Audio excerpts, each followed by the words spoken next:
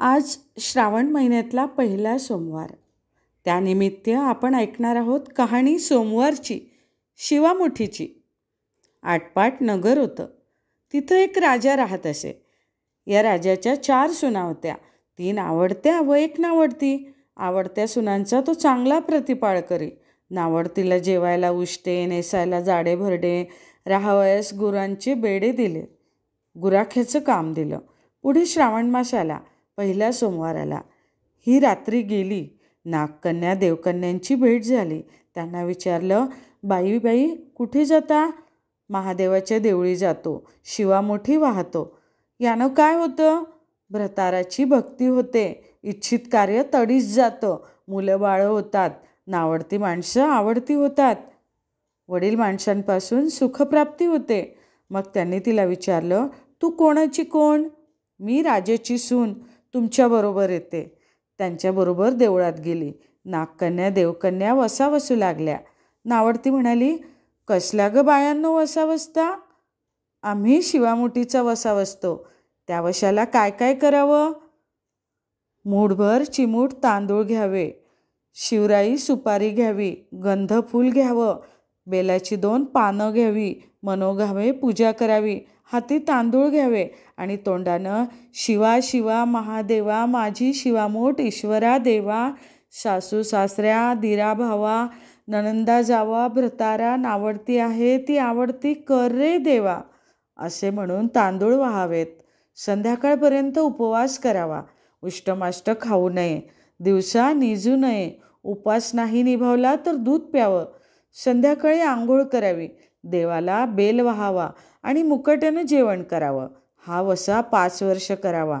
पहिल्या सोमवारी तांदूळ, दुसऱ्यास तीळ, तिसऱ्यास मूग, चौथ्यास जव आणि 5वा आला तर सातू शिवामुठीसाठी घेत जावेत. पहिल्या सोमवारी सगळं साहित्य देवकन्यांनी नागकन्यांनी दिलं आणि दुसऱ्या सोमवारी तिला घराहून आणण्यास सांगितलं. या दिवशी हिनं मनोभावे पूजा केली. सारा दिवस उपवास केला. जावानंदांनी उष्टमाष्ट पान दिलं ते तिनं गाईला घातलं. शंकराची आराधना केली आणि दूध पिऊन निजून राहिली. पुढे दुसरा सोमवार आला.